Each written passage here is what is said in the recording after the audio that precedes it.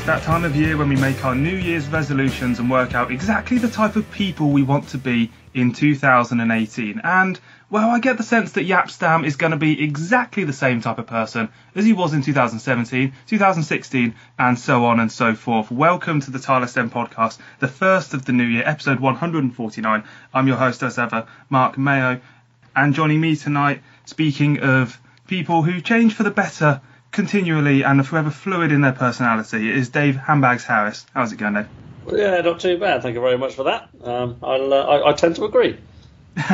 Always good to start with a compliment, and well, also a compliment to all of our listeners for not only listening to the show as we go into the new year, but also for the survey that I produced on the website, which I'll have a link to that on the Tilehurst End page of this particular podcast, really just to find out exactly what you guys want out of the show, what you want us to cover. We have taken it on board. It's been really interesting, not just finding out what people think about the podcast, but also in terms of what people think about the club itself in general, and some really useful stuff which hopefully you'll see borne out in the fruits of our labour in the coming weeks. And we will have to kick on then. It's been a few weeks or so since we've been last online, and it's the Xmas period recap which will be coming up next. The Tilehurst End Podcast. By Reading fans, for Reading fans. So, Handbags, I've come up with a system of coming through this Xmas period that we've had. We've had Burton, Bristol, Barnsley, Birmingham and Stevenage since we were last in. And to be honest, I'm not entirely sure how much good recap analysis we can get into that, given the state of the games that we've had. So what I've come up with is a system to go through these before we get onto the real meaty stuff around the club at the moment. I'd like one word to sum up each game as we go through them, and I'm going to start for Burton. My word is kind of a sort of conjoined word, as it were, which is letdown. Yeah. Where do you start with these 5 games? I mean, letdown is one word, embarrassing, horrific, tepid, insipid. There are so many single words you could use to describe any one of those 5 games, to be perfectly honest with you. I mean, Burton itself was... I mean, the worst thing with that game was everybody knew what Burton were going to do. They made no secret of the fact that they were going to turn up, put 10, 11 men behind the ball, and they were going to allow us the ball. It's all well and good having possession, and you can say this for absolutely any game, by the way, where teams do that, put men behind the ball. It's all well and good having possession, but it's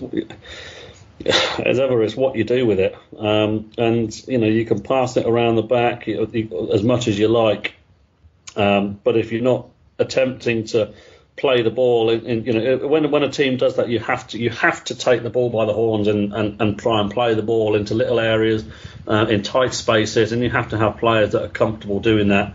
And quite frankly, we didn't at all. And the 2 goals as well just exacerbated an already quite desperate performance. With the first one was bad enough, with a long throw that just flies across everybody, must go past about 6-7 players, and just straight to the left back, who probably can't believe his luck.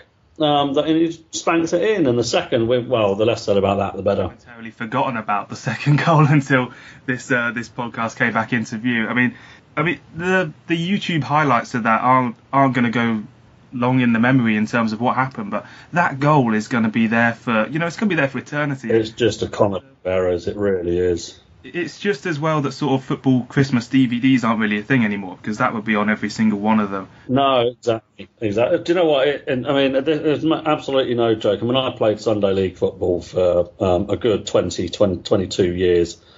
And, well, it was maybe slightly less than that. But it was a goal straight from a Sunday League pitch. It really was. And we're not talking a particularly high standard Sunday League pitch either. And to see it in a professional football match again, between 2 teams playing and who are in the top 50 teams in England is just it's ludicrous. And Burton can't believe their luck. When we got the equaliser, just think, push on. It had so many hallmarks of Rotherham last season all over it. You get the equaliser, and all right, we're going to go on and win this. And quite frankly, it that tells it again. There's another comparison there to the last season. That's exactly the sort of game that we would have gone on to win. It was last season, but this season it's a game that we're going on to lose, and you can say that the same with Bristol City on Boxing Day. Exactly the same. It's a game last season we probably would have won. As it is, we're on the receiving end of a defeat. Well, for Bristol, I'll stop you there, because for Bristol, I've gone, I don't know what your one word is for Burton, because I've said it, I've gone with letdown. For Bristol, I've gone with unfortunate, because it didn't feel like a game we were out of. It didn't feel like a game that we were, completely blown away from, and that the goals that Bristol City scored, certainly their first goal, was good. The second goal was late on, and we had a great chance to equalise in between. So I've gone with unfortunate for that. Mine's predictable. Simply because that it's the sort of game that a team with a bit of momentum behind them will go on and win, and a team that is on a downward spiral will inevitably go on to lose. When you're in those situations that we found ourselves in, or that we found ourselves in the last 6 months, there's the same at the Medeski back in September. They're on a bit of a run, or certainly were on a bit of a run, not so much recently, certainly since their beating of Man United. But I think we're their only victory since they beat Man United. It's the sort of game that nobody can turn around and say that Bristol City individually, player for player, are any better than us. Put it that way, but. But likewise, last season, it was the sort of game that we would have gone on to win, simply because we had that little bit of momentum, and that slight, the added side to that we weren't entirely a known entity. That's not to say City are in that situation. Obviously, they've still got Lee Johnson in charge this time. Last season, he was going through, I think, his worst run as a manager. I could see it coming, quite frankly. It's about everything was stacking towards a Bristol City win, simply because they were in such good form. They went second on the day, and also they were due a win against us, simply on bare statistics.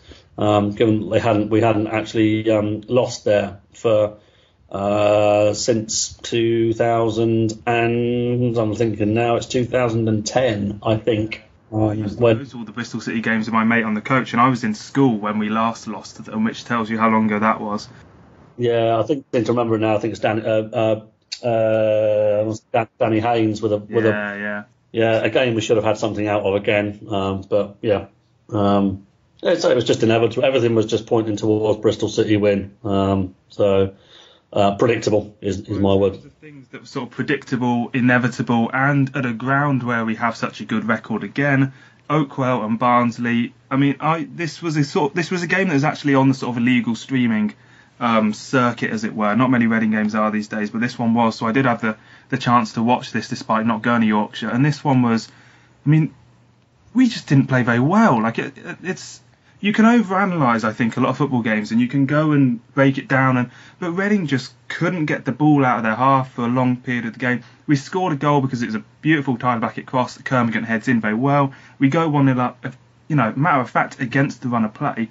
And I've gone for disheartening, because we've talked about how the other games are ones that we'd have won last season. Barnsley, another one, as I think you were just about to say, we'd have won that last year easily. As it happens, we've come out with a 1-1 draw, and I just think that's so disheartening for where we're at the moment. I think, disheartening is a good word. I mean, I didn't see the game. I was actually driving up to Lancashire and was listening to 5 Live updates and whatnot. I'm not sure of the word to use for this one. I'm sure I'll come up with one that as I sum it up. But it was.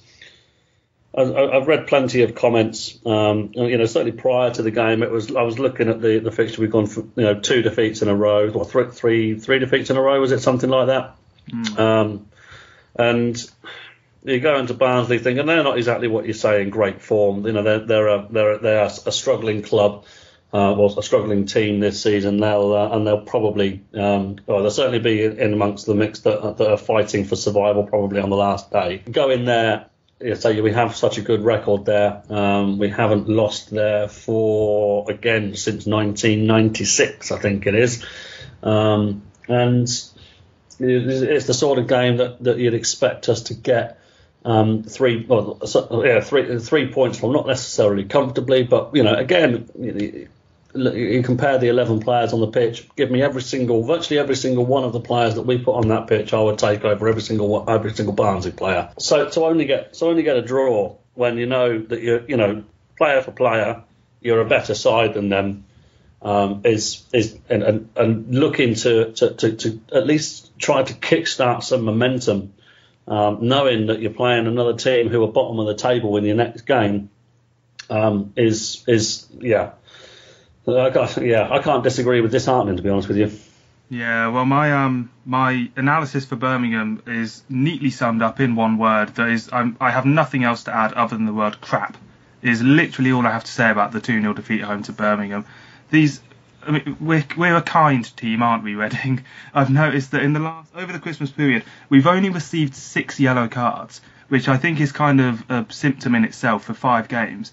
And when a team comes to Madejski Stadium and they haven't won away from home since, August, or they haven't scored 2 goals in a game since the same amount of time, and we let that happen, I mean, there's no other word I can put to it.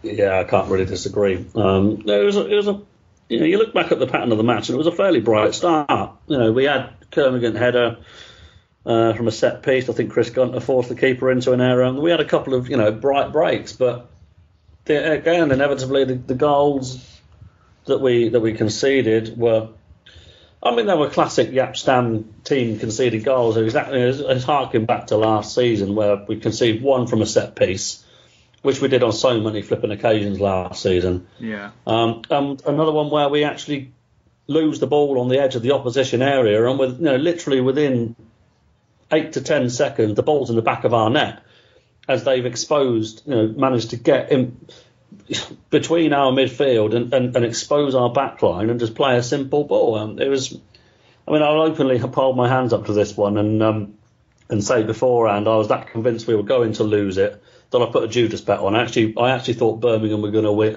1-0.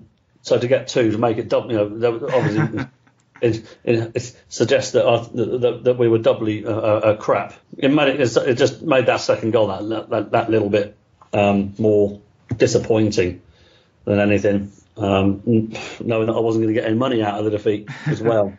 So. Well, I suppose some people would say that's actually karma, had decent odds as well. I think was it 17 to 4, something like that for Birmingham 1-0. I think was it 7? I can't remember what it was, but either way, it was good odds. It would have been more than that, 17 to 2. So it was so close and yet so far. Yeah, well, exactly. But it just goes to show that I don't normally do scorecasts, gamble aware. But I was that convinced that we were going to lose to 0. I actually put a Judas bet on it. So I'm sat here as I'm talking about it, and I've got my head in my hands just thinking about it, because it's just it's beyond Chore-like now. And I think I drove home afterwards, driving rain, wind and whatnot. I got an hour's drive home, and I'm listening to Jaap Stam's interview. And he said that it was that game, wasn't it? That he said that he thought, that Tim Della was absolutely correct in this one. That he felt that it was an appalling match, and it was. And he basically put that to Stam at the very start, and he said he didn't think it was. And I'm just, what the hell are you watching? Yes, we as ever, we retain the ball reasonably well for long periods of time. But quite frankly, it's all in the wrong area. It's all well and good retaining the ball, but as I said before, it's what you do with it. You've got to get the ball into the right area and try and create in the final third. If you're going to have it in the midfield area and just pass it around the back, what's the point? So when it came to that interview, I sat there after the Birmingham game, and I don't listen to BBC Bucks as much as I used to, but I did for the Birmingham game, and I could tell the pattern of the game quite comfortably. As I was sat home working was why I wasn't at the game. But I was thinking that this might well be a sort of Rodgers moment. I mean, Della likes to do these little moments when he gets the failing manager by the scruff of the neck and kind of pummels them in a way. And I saw it coming with this, but it's symbolic of what Stam is like as a manager, that he was so stubborn in the face of that and just said, no, nothing's wrong. it wasn't perfect, but it wasn't, awful. But at the same time, all the fans are going home saying how awful it was. Yeah, and they're booing. And I don't think they're actually booing the players per se, because I think everybody with even half a footballing brain understands that the players are simply doing as the manager tells them. It's the manager who, at the moment, is stifling the life out of the atmosphere. And we're not exactly renowned for a great atmosphere, but I sit at the top of Y25, 26, 24, and there's nothing there. There is absolutely nothing there because we're bored. There's no drive, there's no urgency, there's no intensity, and you just inevitably know what is going to happen at the moment. We've gone back to where we were at the back end of 2015-16, just without the loan players. Where you say we just basically know what the hell is going on, what's going to happen, and nobody really likes it. We've had it now since we got promoted to the Premier League. 12-13 was atrocious, generally outclassed. 13-14, even though we finished 7th for long periods in that season, was exactly the same. Insipid, boring, turgid football without creating chances. 14-15. Well, actually, it wasn't too bad a start, to be honest with you, but it turned in the end where we could barely score a goal at home. 15-16, yeah, Steve Clarke, McDermott, again, a fairly decent start, but, those little periods of form are just like, they dissipate like puffs of wind, don't they? It's just, you've only got to blow them away, blow it away with a very mild wind, and suddenly it just all fucking disintegrates at the seams. And yeah, it feels like a lot of those teams were showing their lack of mental strength. Whereas last season we had good mental strength, and this season it's gone again. Well, last season, yes, mental strength, yes, but you look at it, and there was always this feeling, this underlying feeling that it was evident that we overachieved. The performance level, ultimately the performance level hasn't dipped that much since last season. We're still putting in numerous fairly tepid affairs, but last season we would win games 1-0, 2-1, whereas this season we're losing them 1-0, 2-0, something like that. It was never going to be sustained the way that we were playing. And what I was really hoping, and so many people were hoping this season, was that it would progress to the next level. And it hasn't. It simply hasn't. Because we're still putting in, and as I've said on numerous occasions already in this recording, insipid performances with no intensity, no level of urgency. You were 2-0 down against Birmingham in the last 5 minutes, and he brings on a sub to try and presumably try and change something.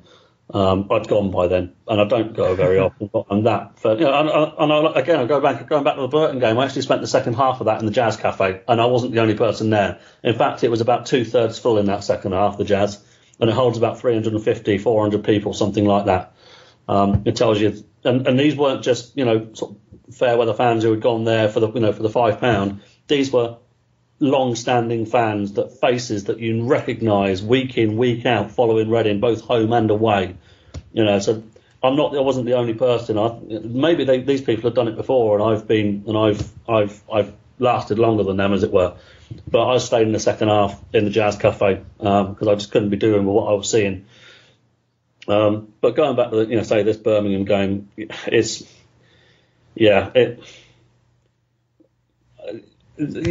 ultimately, it was just a tepid affair, and we lost comfortably. And I mean, if I could say something harder, it was to be honest with you. And it was an embarrassment. It was, in the end, Birmingham and Burton, when we at the start of play, were both bottom of the table, and we've lost to them comfortably both times.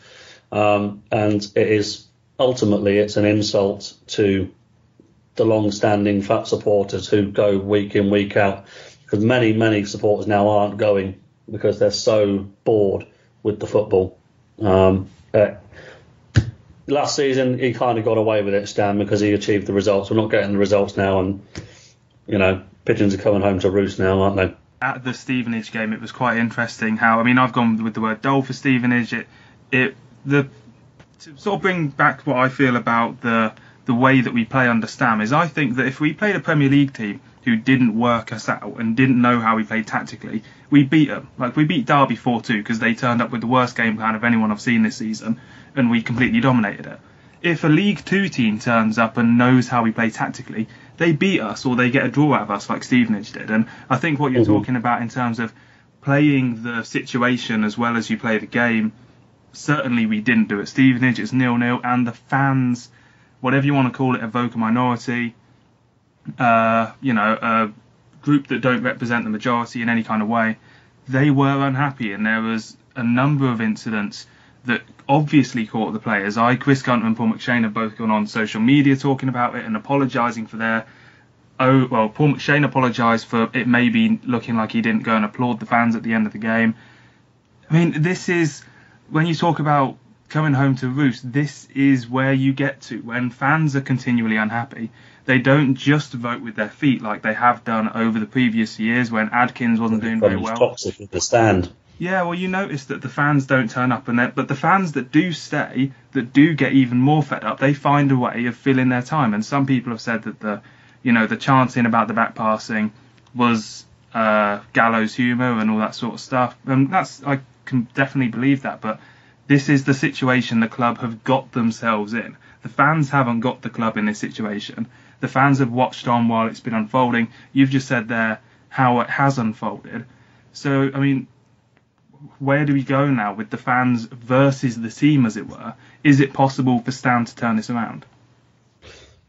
Well, if it is, he's got to do it now, because quite frankly, if he doesn't, then it's only going to get worse. I mean, you look at the games that we got coming up. Hull, we haven't fared particularly well up there over the years. Certainly since they moved to the KC Stadium. Can you see us getting anything from there? I could probably see us getting a draw, maybe. And then the replay. We lose the replay, and there's not going to be many people there at £10 a pop, even at only £10 a pop. Stevenage might bring a few hundred, sort of 700 or 800, I'd imagine, something like that. 4,000 of us. Yeah, exactly. I think it might, with the exception of the Football League trophy, the early when we actually used to play in it with our first team. I think this could well be the lowest ever attendance at the Madejski. It probably will be that. You're looking at about 3,500 to 4,000. If we lose that, those people that are there are going to be fuming. I'm going to be there. I'll go there. Go to it. I'll happily dish out my 10 quid. I mean, I wish I'd gone to Stevenage, but obviously, it's not necessarily obvious to the listeners, but it was both of my boys' birthdays this weekend, so which is a bit of a bugger having two birthdays on FA Cup third round weekend, but hey, that's the way the cookie crumbled in my life. But I'll go to the replay quite happily. I'll see what happens. Hopefully we'll win fairly comfortably. I don't think we will. If we're going to lose, I think we'll probably lose insipidly again. But then you look at the next home league game, and that scares me. It scares me. Excuse me for swearing, family show and all that, but it scares me because Brentford, in 3 matches against us, have ripped us apart. They ripped us apart at the beginning of last season, beat us 4-1 at Griffin Park. Anybody who was there at the Madejski in February, they should have in open play, they tore us a new one. Then they should have comfortably won that match. It was one of those games that we dug in and managed to, thanks to a goalkeeping error as well, managed to grind out a 3-2 win. Scored 2 exceptional goals, it has to be said, in that game, but Brentford should have won that game with ease. And then again, in the beginning of the season, this season, they've comfortably outplayed us. But again, they were going through a phase then where they couldn't buy a win for love nor money. So now they're starting to put it together, and they're going to be licking their lips at the prospect of playing us. Knowing they will know what it's like in the stands. They will know what the players' confidence will be somewhat fragile. If they turn up and they put in anything bordering a performance, I think they'll comfortably beat us. And if they do comfortably beat us, it's only going to get worse.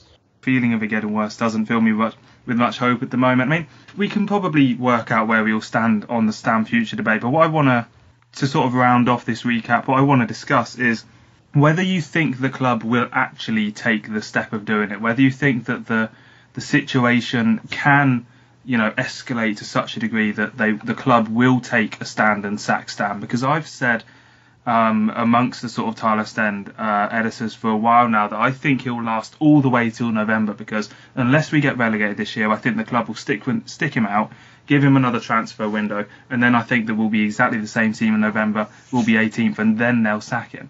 Because one of the things that happened before the Birmingham game is Ron Gourlay, who, I don't know what Ron Gourlay does day to day. I'd love to have the chance to speak to him and find out, but he did a bunch of interviews. I understand. Sorry, just to interrupt you there, picking up on that point. I understand he's getting a lot more involved in the day-to-day running.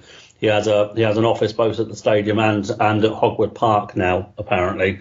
So he is becoming much more hands-on. How different that makes his influence, I'm not entirely sure. But yeah, as you were, carry on. Sorry to interrupt. Yeah, no, it'll be interesting to see how that comes about, because we've seen over the summer, I think we were giving players much longer contracts, and I sort of felt like that was his hands over it.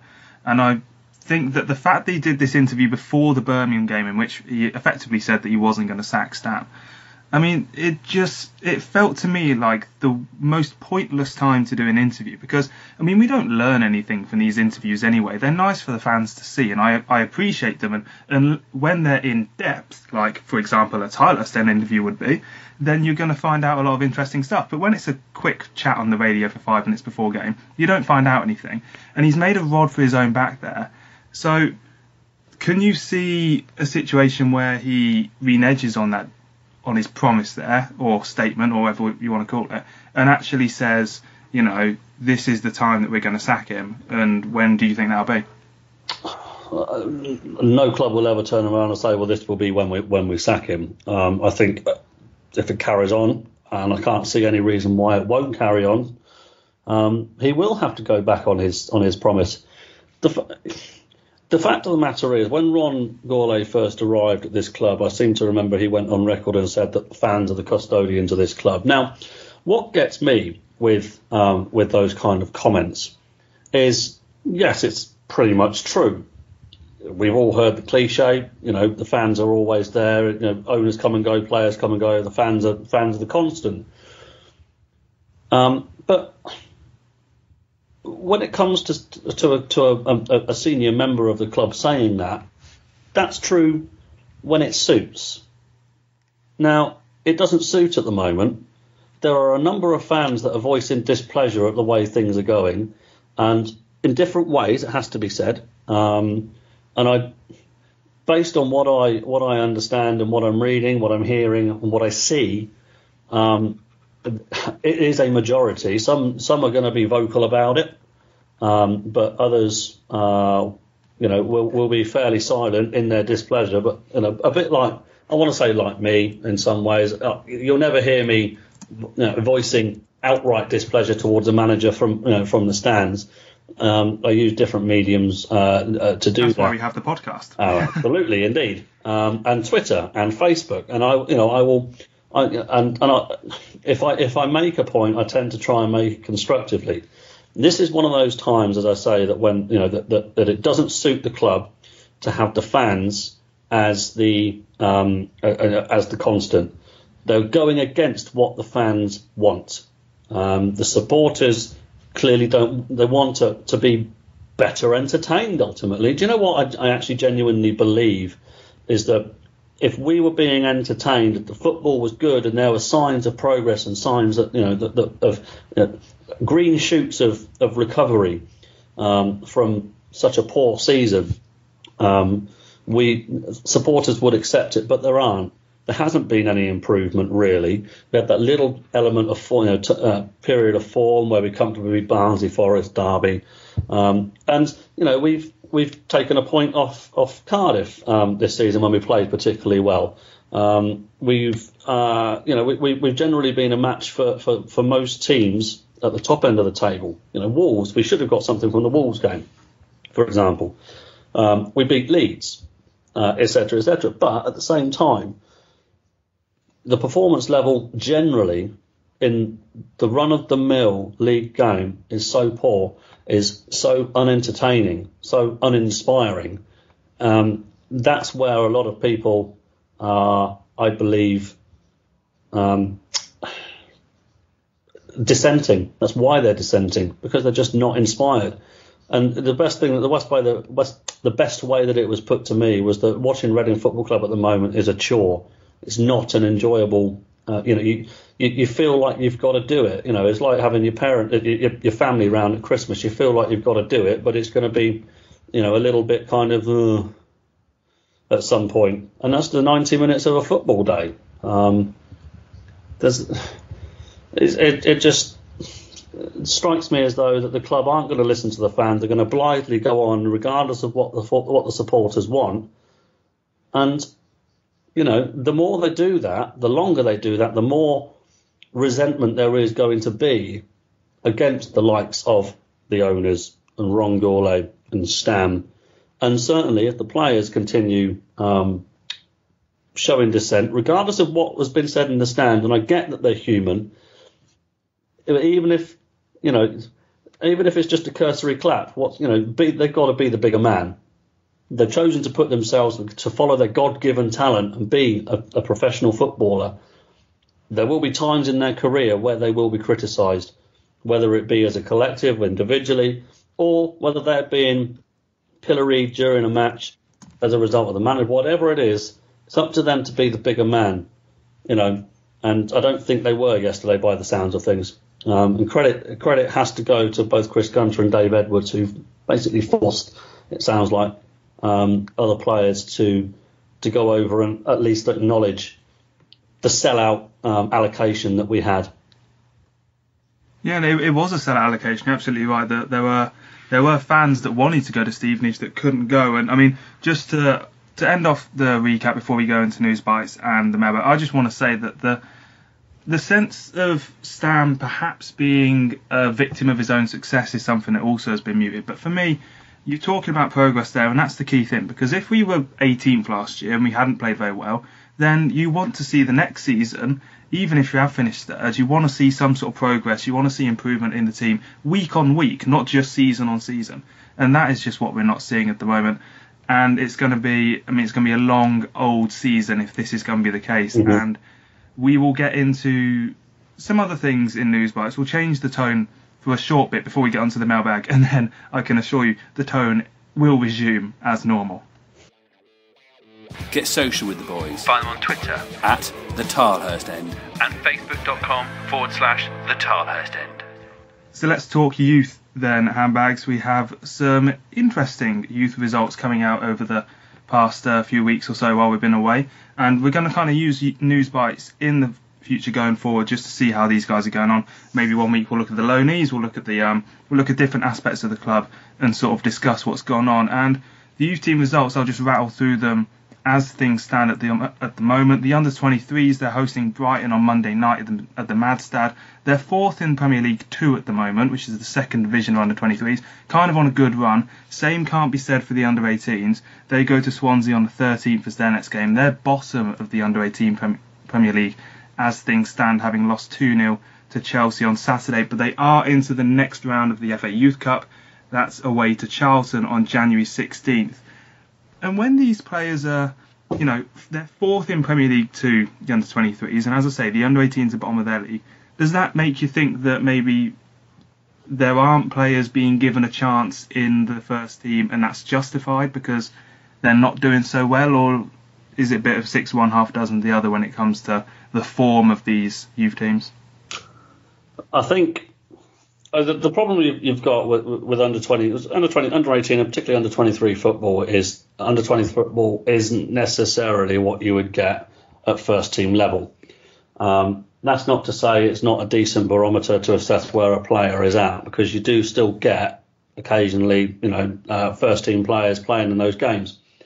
Now, one thing I would say is that I certainly don't think we've given youth players enough of a chance over the last 4 to 5 years. You take a look at Craig Tanner. He made 4 or 5 appearances and has had extensive loans at Plymouth and You take a look at Aaron Cole, who just dropped off a cliff, it seemed, for whatever reason, and was bombed out of the club last season. Nobody knows why, and presumably, he's not allowed to say anything.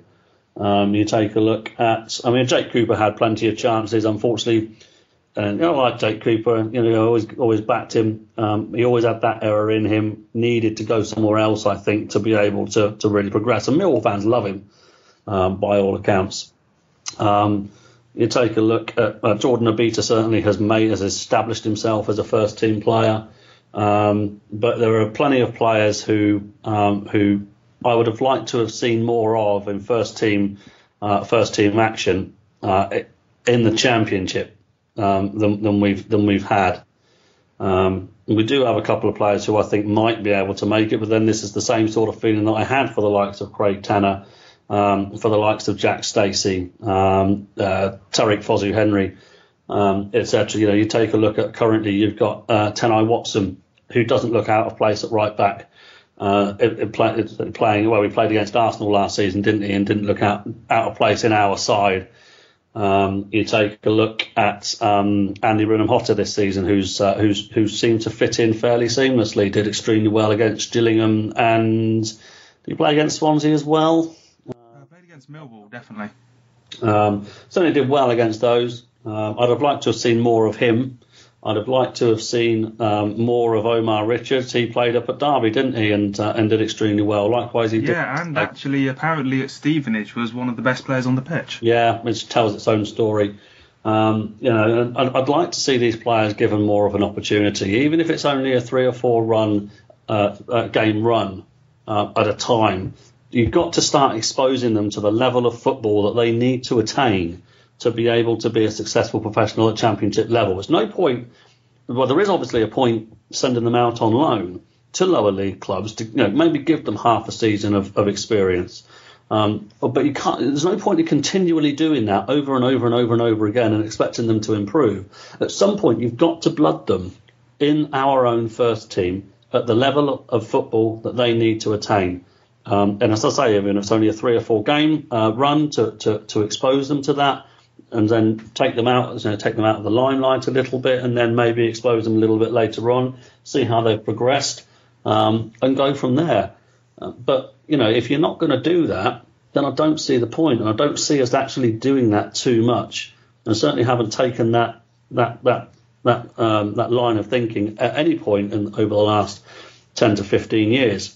The only time we actually did have an extensive number of new academy graduates in the first team was out of necessity in 2009, when we had, I think, Scott Davis, Jem Carachan, James Henry, Hal Robson-Kanu, Simon Church. I think they all played in that opening game against Forest. Did reasonably well. Got the 0-0 draw, but that's the only time that I can really think of where we've actually had, we've had to plunge players in. And even then, before then, we'd had Jem Carachan being given chances the previous season. James Henry had been exposed to first team football. Simon Church had a couple of appearances. He was just starting to make a bit of a name for himself at the time. So we've had a kind of an approach before, but at the moment it just seems to be becoming a little bit stifled. And we certainly seem to be the sort of club now, and we've had this supposed 3-year plan, which we're 18 months into, where if you kind of put these arbitrary time limits on things, you start to think that you've actually got to start signing players who are first team ready. And you look at the money that we spent on Thiago Ilori, $3.5 million reportedly, is barely getting a game at the moment. But what's he made? 15, 20 appearances for the club. You take a look at Tyler Blackett, first team ready again, supposedly. You take a look at many of the signings that we make, and they just get in the way of blooding a youngster, and it's slightly infuriating every time we do that. You take Shawnee Aluko. is another one. You know, you take a look at the amount of wingers that we've had. You know, I say Shawnee Aluko is one. Gareth McCleary was already here. You take a look at Ailey Popper, who's not even anywhere near the first team, and I don't know what. Yeah, exactly. You know, all these players who are, you know, supposed to be first team ready, when you could have had Tariq Fosu-Henry playing, you know, being exposed to first team football with this football club. You could have had Jack Stacey in the middle of the park.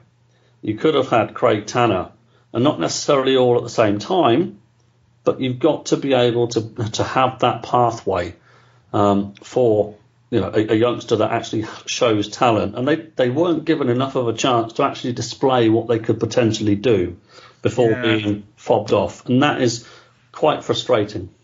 I think the thing is, when it comes to looking back on when Mikael Antonio came through, when James Henry came through, when Alex Pearce came through, all of these players, as you say, they got a good 3 to 4 run of games in the team.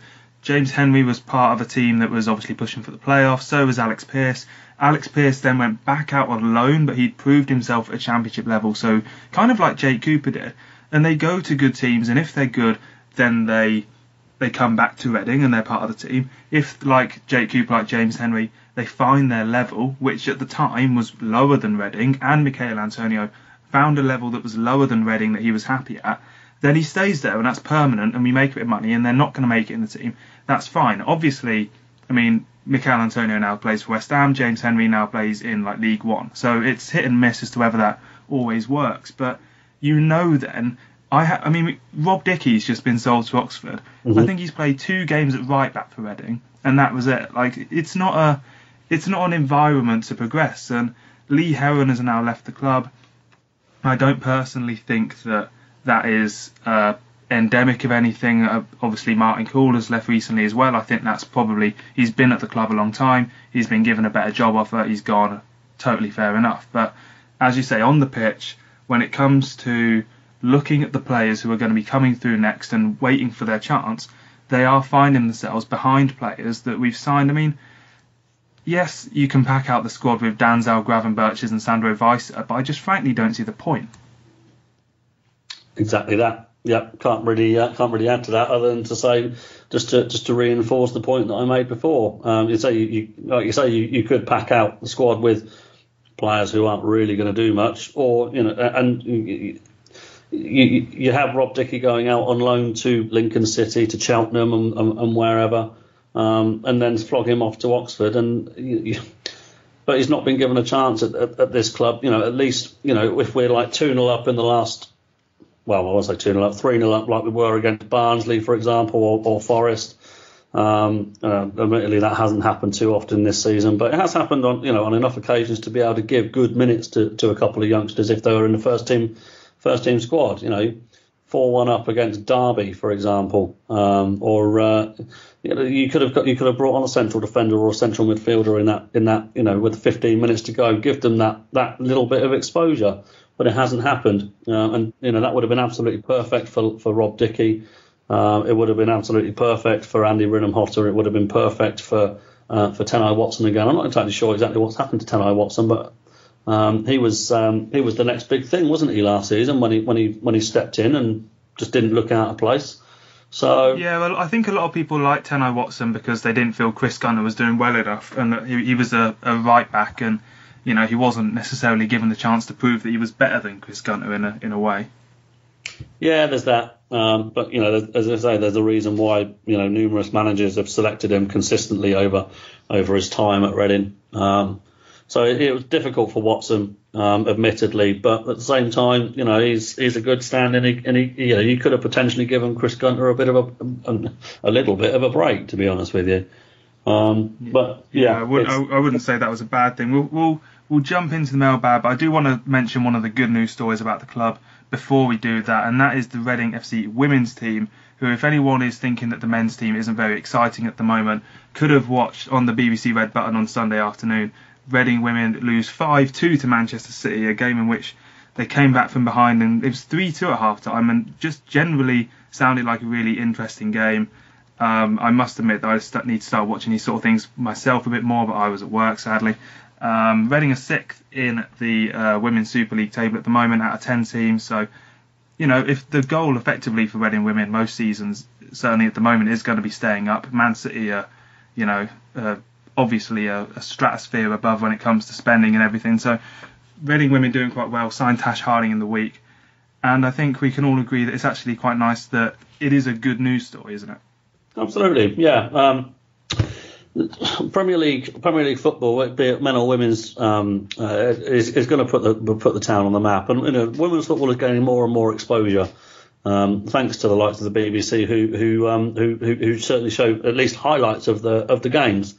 I've not actually been to a match myself yet. I have been intending to go, although moving further away from Wickham where they play home games doesn't exactly help matters.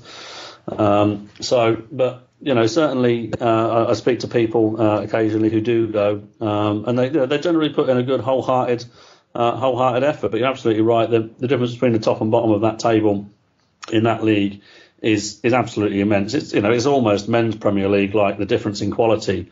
So it's always going to be a tough ask for Reading women to actually break into the top half of that table.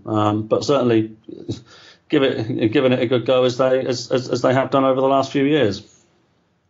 Absolutely, and we will be answering your questions in the mailbag then in 2 seconds' time.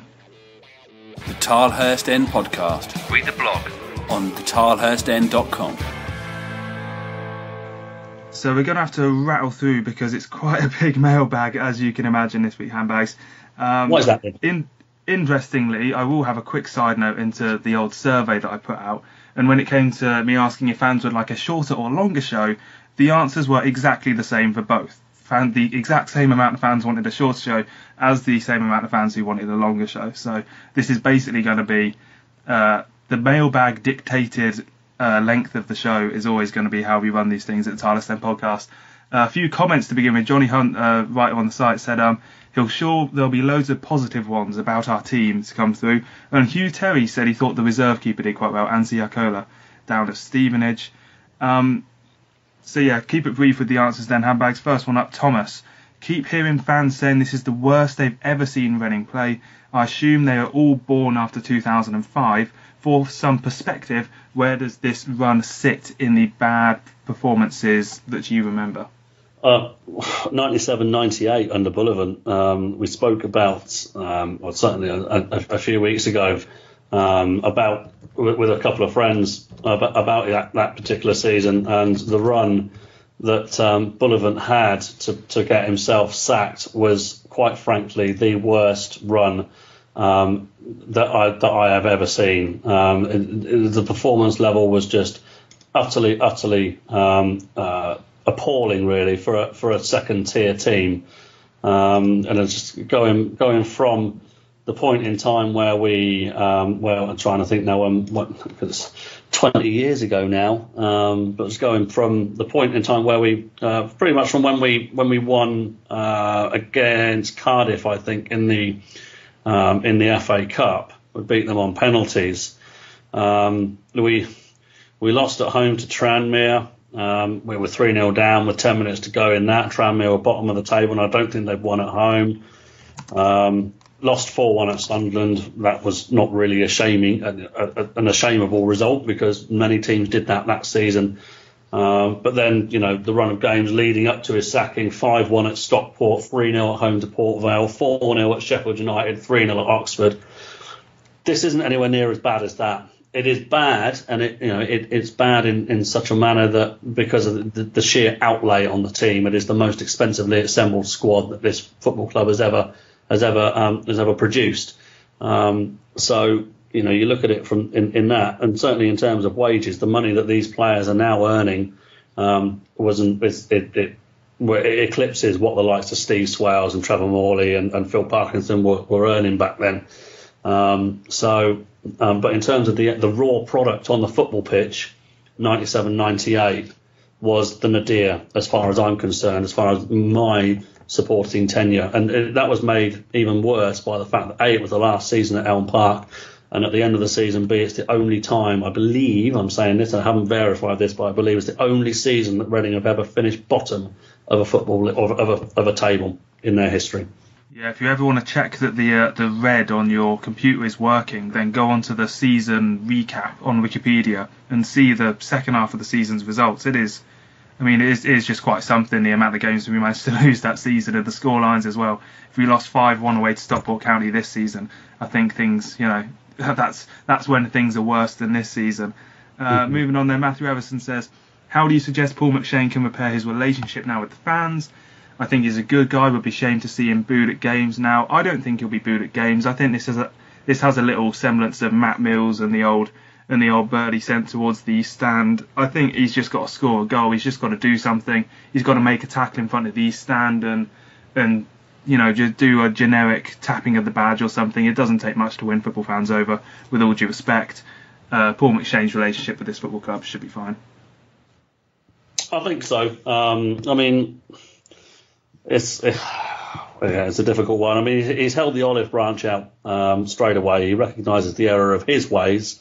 And there are some elements of what he said that didn't quite sit nicely with me. The reference to true fans, for example, as though that there's a difference between certain supporters and others. Based on what they do and say, when every single one of them are paid pretty much the same amount of money, and they're all perfectly entitled to do and say what they like, within reason, of course, within legal reason.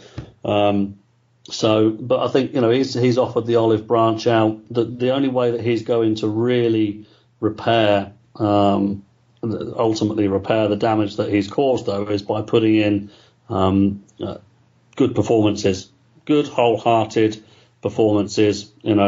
I don't see. You see the occasional go from him, but certainly when he's got the ball, and let's take a look at the raw stats. There, Liam Moore and Paul McShane are in the top pass makers in the division this season. That tells its own story. If he's getting the ball and he's trying to, they're passing it between themselves and maybe passing it to Kelly or Edwards or Swift or whoever it is in front of them, and then there's no movement from there. It is his job as captain to get them doing what they need to do, because if they do give the ball to one of those central midfielders or wide players and there isn't any movement, I can't believe that's what they've been told to do. Let's just be static. He's got to show a bit more leadership in terms of getting the players on the pitch to do what they want to do, alongside with Stan. So the way that he'd win me over is if he puts in an exceptional and stunning run of form, and then maybe it might be I'd forgive him a bit. It reminds me, when you say about him having the most passes, it reminds me of, I think it was in the later days of the McDermott Premier League season. I think we were playing particularly poorly, and I noticed that Kaspers Gorks had the ball around the halfway line a lot. And I was sitting there like, Kaspers Gorks isn't our playmaker. Why is he on the ball in that position? That should be your most creative player. They should be the ones making the most passes. But that's just not how it is. And this kind of links into the next question. Ian Martin saying that some fans think that the passing it back song is funny. I'll tag that into Ben Brenton's question as well, saying, should we in fact be aiming our full frustration at Stam after the players almost refused to applaud the travelling fans? Is there a deeper issue with the squad in general? I mean, I don't know what the squad talk about in the dressing room. We've covered it quite a lot before, but it's not a good sense when you have an us versus them attitude. No, absolutely. I think to answer the first question, I think some of them might think it's funny. It is counterproductive ultimately. Certainly in terms of Gallows Humor type way. But of course, Gallows Humor is generally only accepted if you're basically the brunt of it. And the supporters aren't the brunt of it. It's the 11 players on the pitch and whoever happens to be on the bench. That's it can be, humorous at times, certainly to opposition supporters mainly, but ultimately it's counterproductive. And with Ben's question, I just think you say it ties in quite nicely, because ultimately those Gallows Humor type charts, and I said it earlier, I don't believe it's aiming anything at the players. I think it's aiming frustration at the playing style, and the man who's responsible for implementing that is Jaap Stam. And so these people are predominantly directing their ire towards him. Obviously, the players are on the brunt of it because the only time that they've got to directly voice their opinion is during the 90 minutes of a football match. So I think if you had Stam orchestrating the Stevenage game from in front of the away fans, then I think you'd have really found out how much ire that would have been put out. Obviously, McShane is probably the player that's closest to him when he's passing around at the back in the goal that we're defending. If Stam had his dugout in front of the away fans, then I dread to think of what would have gone on. Yeah, I mean, in some ways, I think he's fairly lucky that he's got his home dugout in front of the West Stand. If it was in front of the East Stand, then yeah, I think if it was in front of the East Stand, I mean, the West Stand are no shrinking violets when it comes to criticising, but I mean the East Stand can be pretty shameless, shall we say? Yeah, it's an interesting point here raised by Andrew Smith. I don't know if you'll agree or disagree with saying that Reading fans are notoriously defeatist, saying he attended the demonstration against Thames Valley Royals and reckoned that 3/4 had left by the time it got to the ground, and the current owners should be aware how fickle the support is. I'm not sure I'd say fickle is a word that goes with Reading. I mean, the fans kind of leave a little bit early, but that's because they're middle class and want to get to the car park, not because they're angry at the team. I think notoriously, the football fans themselves are notoriously defeatist about their own club. Let's face it. That's not something that I see more or less of in Reading fans. Now, unfortunately, Thames Valley Royals, early 80s, I was born in 1982, so I wasn't around at that time. Well, I was, but I wasn't aware. Certainly didn't have enough social awareness to be able to be aware of exactly what was going on, shall we say. But owners should be aware of how fickle the support is. I mean, yes, but if that may well be the case, but if the support are portraying, are conveying a consistent message, then surely they've got to look and think about what exactly it is that they're doing. Because the consistent message being conveyed right at this time is Reading supporters are not enamoured with the playing style. They want to be better entertained. Ultimately, you could argue that many of them would want to be able to see more academy products given the chance, and that's the message the main three messages that I get being portrayed. We've had our fingers burned financially in the past as well. You could say that one of the biggest messages also is, are we financially stable? And there's always that question over just how much money that the club actually has and how much money the owners are putting in. So, football fans historically have been notoriously fickle, but they're becoming more and more intelligent as time goes by. And I think that generally tells itself, aligns itself really with the way that society is going as well. With the social media generation, you have information at your fingertips effectively now. So you certainly didn't have that 15, 20 years ago. Yeah, people are a lot more clued up, and I think that's sort of bearing fruit in a way at the moment in terms of how people are looking at Reading and how you can so easily look at other teams who we talked earlier about how Bristol don't have a team that necessarily is any better than ours. Barnsley don't have a team that's anywhere near ours in a large sense of the word, and that we know exactly how those fans are feeling when they're watching their team, and we know exactly what's going on around the country, not just on the pitch and the goals being scored, but how the fans are reacting to that. And obviously there's a lot amount of jealousy gets into that, and jealousy and envy are rife in football, and that's how kind of it's based in a way. It's actually what Luke Jarrett has sent us in, saying the highs mean so much more because of the lows, and he's never been a fan of the boo boys. Imagine if just 10 people turned up to your work and boo you. In what world does that help? So where do these boo boys come from? And if you only want wins, why don't you go off to Man City, or words to that effect? I think with that is that kind of what you mentioned earlier, that Reading fans, we don't support Man City because we kind of look for something else than what football fans who support Man City look for. We look for a bit more of a different style of play, a bit more sort of work rate, rugged, balls out, whatever you want to call it. we don't just turn up to traditional British football fans is what I'd call us. Yeah, you don't turn up because, you know, we're going to beat you and then, you know, flick you a V over the away fence and then go away and enjoy the trophies that the team has won. We go because you do have those lows and they do make the highs better, but at least with the lows you expect them to end, or you see a way forward, you see certain things are going to happen. Because if you don't, then you do end up watching a team that is continually failing. They end up in League Two, and then only 3,000 people turn up and watch. And there is a reason why only 3,000 people turn up and watch. And for Reading at the moment, it's not the fact that we've just done quite well last season or in the last decades that we find this low particularly annoying. It's that it doesn't actually line up with why we support the club. Precisely that. Yep. Can't add anything more to that. Right, well, I'll have a quick answer for you for this one as well then. Is Alex Everson says, if Stam stays, what position do we finish in? Bottom half of the table. That's all I'd say. I don't really want, you know, it's possible that we could grind out some results and steer ourselves, you know, reasonably clear of relegation like we did in 2015 and 2016. But yeah, I can't see us progressing anywhere particularly, unless, of course, maybe something, you know, spectacular might happen in the transfer window. Who knows? But at the moment, can't really see us going anywhere other than where we are at the moment.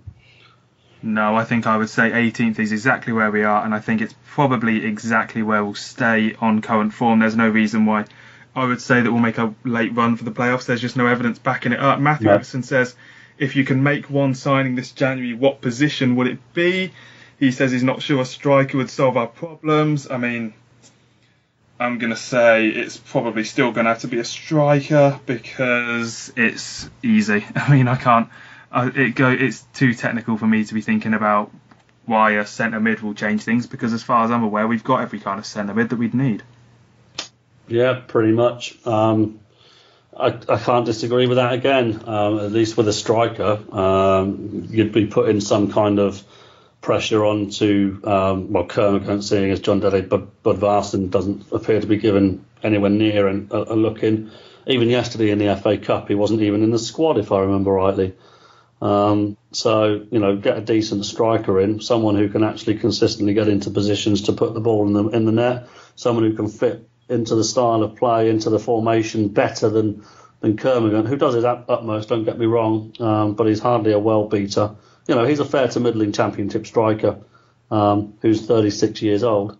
So, you know, you need a striker, someone who's going to score your goals, get you at least 15 goals a season on a rate, you know, every season. It's the only position for me, really. Dave de la Riviere is the last one in for this week's mailbag, and he was the first one in because he emailed us, so thank you very much for that, Dave. Saying Happy New Year to all of you at TTE, and back to you. A question for you to debate with the recent run of kind of meh form. The Stam outers are back. His question is, are they a vocal minority or the true will of the fans? We can draw parallel with Southampton, who have had a vocal minority use social media to rally call and achieve the sacking of Claude Puel for his dull yet ultimately successful style of play. I mean, I'm going to kind of turn that into a different question, if I may, and ask you, Dave, if you think, I mean, what happens if we sack Stam and we're still awful? Well, the club have made the wrong decision. I think the club can go one of two ways. They can either give Stam better players, that would cost money, or they can go, they can go one of three ways. Actually, they can stick with the status quo. And basically piss everybody off around supporting Reading Football Club, or they can get rid of him and make a better fit managerial appointment for this club. That's the question: is would you trust the club? I think to make the right appointment if Stam was to go, and I'm not convinced they would. But, you know, sometimes you've got to take a chance. Well, I mean, I would say on that level, obviously you've got different people in charge of the club at different points, but the only manager who I'd say was the wrong manager to appoint at the moment we've done it in the last I mean, all of the time that I've been watching Reading was Brian McDermott on the second occasion. When we brought in Rodgers, it was the right man at the right time. It just didn't work out. Adkins had a very good CV when we brought him in. Ditto Steve Clarke. Jaap Stam, I mean, perhaps you could say it was the wrong man to bring in at the time, but ultimately we've had a good season and a bad season, so it kind of cancels each other out. And I think the club, in their many guises over the past decade or so, have actually brought the right man in at the right time. Well, this is something that John Medeski was, he was so astute at doing. He only made a couple of poor managerial appointments in Bullivant and Burns. I believe it was he who appointed Mark McGee. I believe it was he who appointed, I know it was he who appointed Alan Pardew. It was he who appointed Steve Coppell. It was he who appointed Brendan Rodgers, who I disagree was the right man at the right time. The 6 months showed that perhaps he was the wrong man. Yeah, it showed, I agree. But I think at the moment we signed him, I kind of felt like that was the right way to go. Yeah, it didn't sit well with me personally at the time. I mean, hindsight is a wonderful thing, but certainly having had the whole McGee and Pardew thing with Leicester and West Ham, it didn't strike me as a very Reading thing to do, to go to another manager who was only in his job at Watford for 6 months.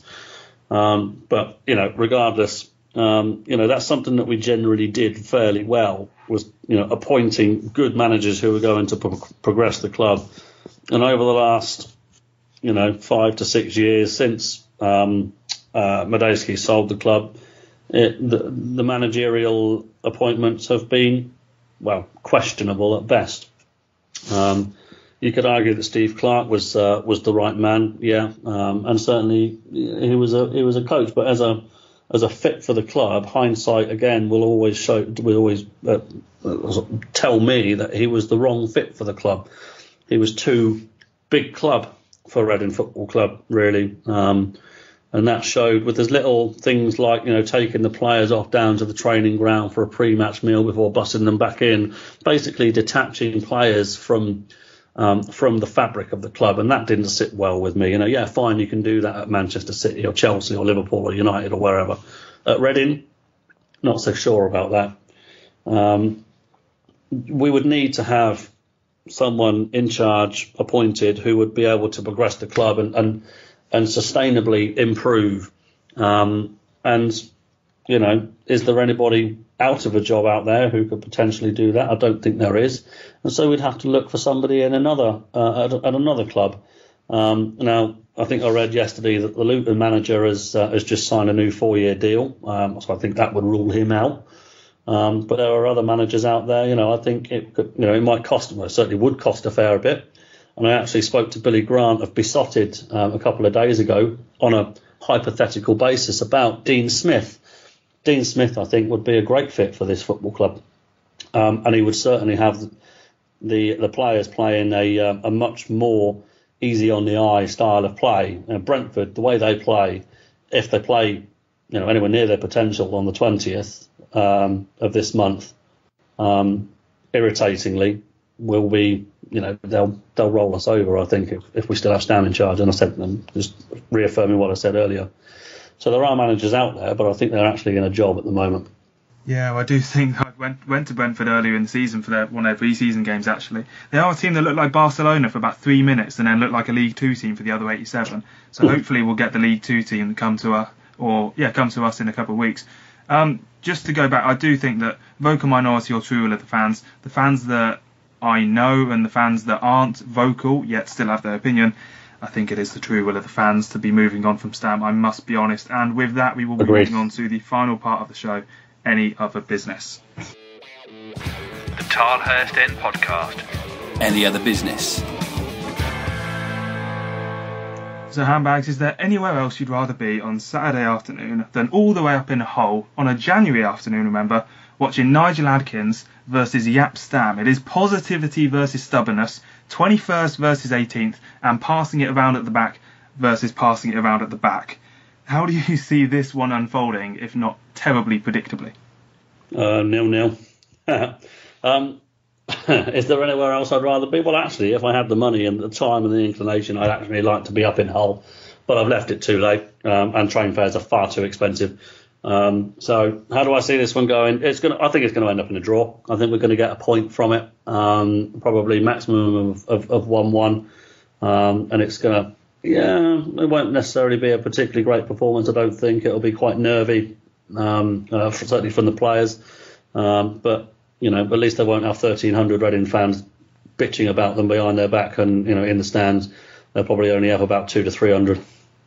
Yeah, they won't even be able to hear it. That's the positive when it comes to having less away fans on the road. I mean, we haven't beaten Hull since 2005. We've had a cluster of games since then because we were out of different leagues for about 4 years. Since 2010, when we've been around the same division of them, we've had 4 defeats and 3 draws.